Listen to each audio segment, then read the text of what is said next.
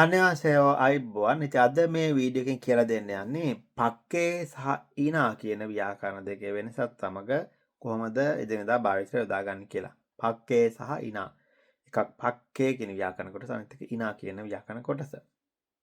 ඉතින් මේ දෙක පක්කේ කියන ව්‍යාකරණයේ විශේෂයෙන් අපි යොදා ගන්නවා යම්කිසි දෙයක් අපි හිතනට වඩා තියෙන අඩු ප්‍රමාණයක්. යම්කිසි දෙයක් අපි හිතනට වඩා අඩු ප්‍රමාණයක් පැවසීමට නෙගටිව් පැත්තක් කතා කිරීමට අඩු ප්‍රමාණයක් කතා කිරීමට පක්කේ කියන ව්‍යාකරණය යොදා ගන්නවා.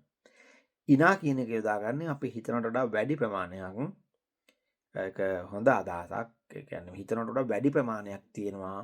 වැඩි ප්‍රමාණයක් හිතනට වැඩි ප්‍රමාණයක් ගැන කතා කරන්න මේ ඉනා කියන ව්‍යාකරණය යොදා ගන්නවා. ඉතින් මේ දෙකේ වෙනස තමයි පක්කේ කියන්නේ අපි හිතනට වඩා කිසි අඩු ප්‍රමාණයක් ඉනා කියලා යොදා ගන්නවා. හිතනට වැඩි ප්‍රමාණයක් ගැන හඟවන්න. උදාහරණ කීපයකින් මේක පැහැදිලි කරලා දෙන්නම්. පළවෙනි උදාහරණය ගමු වෙලාව විනාඩි 5කට වඩා නැහැ. සිගානි ඕබුන් පක්කේ ඔබ්සර්ව්. සිගානි ඕබුන් පක්කේ ඔබ්සර්ව්. වෙලාව විනාඩි 5කට වඩා නැහැ. සිගානි ඕබුන් පක්කේ ඔබ්සර්ව්. වෙලාව විනාඩි 5කට වඩා නැහැ. ඒ වගේම තව වෙලාවක අපි කියනවා සිගානි හන්සිගන් ඉනයිසයෝ. සිගානි හන්සිගන් ඉනයිසයෝ. වෙලාව පැයක්ම තියෙනවා. සිගානි හන්සිගන් ඉනයිසයෝ. වෙලාව පැයක්ම තියෙනවා. හන්සිගන් ඉනා ඉස්සයෝ. අපි කො පළවෙනි සිගානි ඕබුන් පක්කේ ඔබ්සර්ව්. වෙලාව විනාඩි 5කට වඩා නැහැ. දැන් කියනවා සිගානි හන්සිගන් ඉනා. හන්සිගන් කියන එකේ පත්‍යමයක් තියෙන ඉඳ ඉනා දානවා. එතකොට නායන්ට යන එකට නිනා කියලා શબ્ද ගන්න පුළුවන්. සිගානි හන්සිගන් නිනා ඉස්ස වෙලාව පැයක්ම තියෙනවා. සිගානි ඕබුන් පක්කේ ඔබ්සර්ව්. වෙලාව විනාඩි 5කට වඩා නැහැ. සිගානි හන්සිගන් නිනා ඉස්ස වෙලාව පැයක්ම තියෙනවා. තව උදාහරණයක් ගමු. ඇපල් ගෙඩි ඇපල් පිළිබඳව කතා කරනකොට මෙහෙම කියන්න පුළුවන්.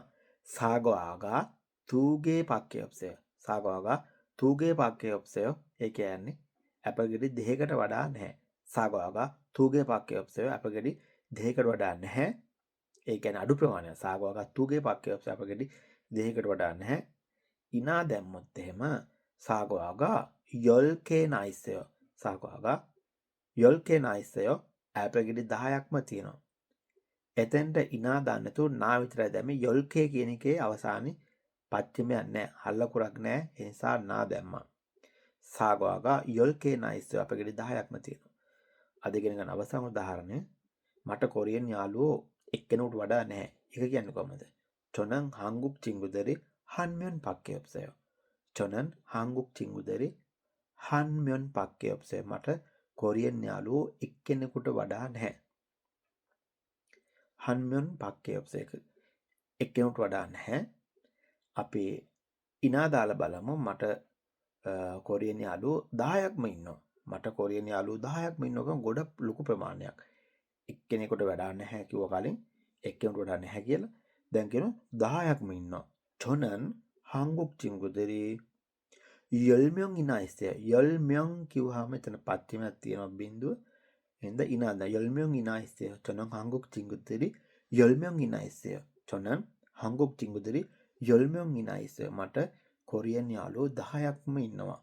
එහෙනම් යම් කිසි දෙයක් හිතනට අඩු ප්‍රමාණයක් ගැන කතා කරන්න පක්කේ කියන ව්‍යාකරණයක් හිතනට වැඩි ප්‍රමාණයක් ගැන කතා කරන්නට මේ ඉනා කියන ව්‍යාකරණෙත් යොදා ගන්නවා. ඉනා කියන එක යම් කිසි ඒ නාමයේ අග හල්ලකුරක් තියෙන ඉනා එහෙම නැත්නම් නිකම්ම නා කියන එක විතරක් අගට යොදලා කතා කරන්න පුළුවන්. ඉතින් අවසාන උදාහරණ නැවත කියනවා. 저는 한국 친구들이 한 명밖에 없어요. මට කොරියන් යාළුවෝ එක්කෙනෙකුට වඩා නැහැ. තව වෙලාවක් කියනවා.